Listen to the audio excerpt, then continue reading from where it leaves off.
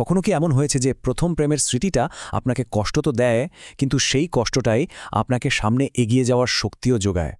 চলুন আজ আমরা দেখব কিভাবে জীবনের গভীরতম একটা ক্ষত সাফল্যের ভিত্তি হয়ে উঠতে পারে।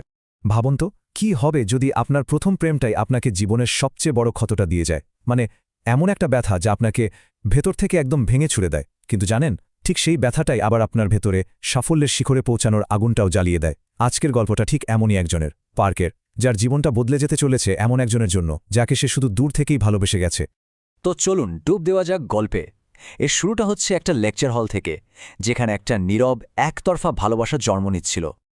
আমাদের গল্পের নায়ক পার্ক, সে পুরো লেকচারটা ক্লাসের দিকে না, শুধু সোয়ুনের দিকেই তাকিয়ে কাটায়। আর একদিন হঠাৎ করেই পার্ক দেখে যে সে সোয়ুনের সাথে একই বাসে। ব্যাস, হার্টবিট তো একদম রকেটের গতিতে। ওর মনে হতে থাকে হয়তো হয়তো এটাই সেই প্রেমের শুরু, যার স্বপ্ন সে সবসময় দেখত। আসলে পার্ক তার পাড়ায় সোয়ুনের মতো এত সুন্দর মেয়ে আগে কখনো দেখেইনি। সোয়ুনের উপস্থিতি ওকে এতটাই মুগ্ধ করে রেখেছিল যে ওর কৌতূহল আর ভালো লাগা যেন আকাশ ছুঁয়ে যাচ্ছিল। কিন্তু এই মুগ্ধতার পথে সবচেয়ে বড় বাধাটা ছিল অন্য কেউ না, সে নিজেই। পার্কের মারাত্মক লাজুক স্বভাব। ওর বন্ধু নাবুক ওকে বেশ কিছু কাজের পরামর্শ দেয়, বলে, দোস্ত, কনফিডেন্স বাড়া, নিজের গ্রুমিংয়ের দিকে একটু নজর দে।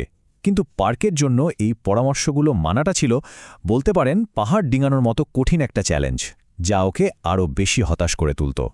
ব্যাপারটা হচ্ছে কি, পার্কের এই লাজুক স্বভাবের শিকড়টা কিন্তু ওর ছোটবেলায়।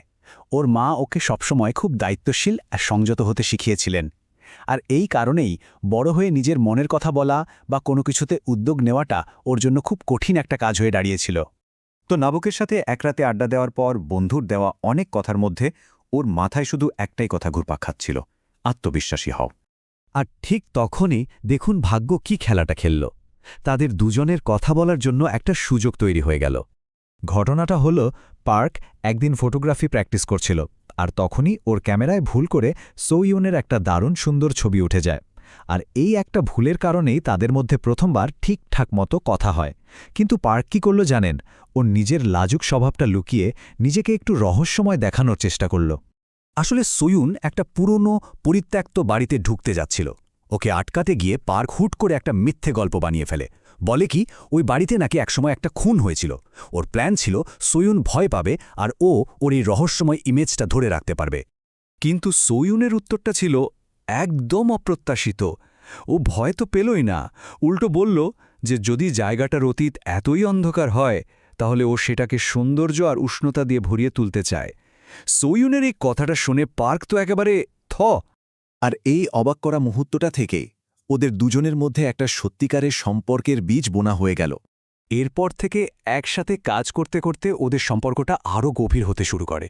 ওরা মিলে আশপাশের পুরনো বিল্ডিংগুলো ঘুরে দেখত, নিজেদের জীবনে ছোট বড় কত গল্প যে শেয়ার করত।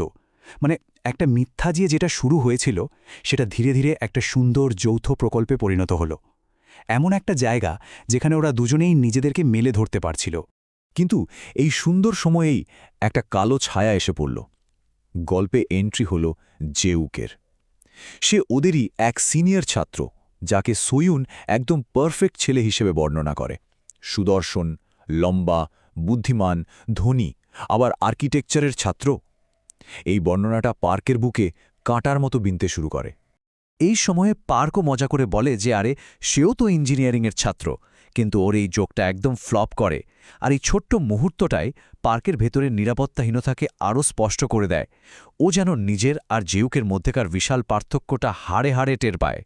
তো একদিকে নিজের অনুভূতি আর অন্যদিকে বন্ধুর পরামর্শ, এই দুয়ে মিলে পার্ক বুঝতে পারে যে আর চুপ করে বসে থাকলে চলবে না, এবার কিছু একটা করতেই হবে। নাবুকের সেই কথাটা, আত্মবিশ্বাসী হও, ওর কানে বারবার বাজতে থাকে। অবশেষে পার্ক তার সব ভয়কে একপাশে সরিয়ে রেখে জীবনের সবচেয়ে গুরুত্বপূর্ণ প্রশ্নটা করার জন্য নিজেকে তৈরি করে। আর তারপর বুক ভরা আশা আর একরাশ উত্তেজনা নিয়ে সে সোয়ুংকে জিজ্ঞেস করেই ফেলে, গরমের ছুটির শুরুতে ওরা ডেটে যেতে পারে কিনা। এটা কিন্তু পার্কের জীবনের জন্য একটা বিশাল বড় মুহূর্ত ছিল, যেখানে সে নিজের সব ভয়কে জয় করে ভালোবাসার জন্য এক পা বাড়িয়েছিল। কিন্তু সোয়ুন কি হ্যাঁ বলবে?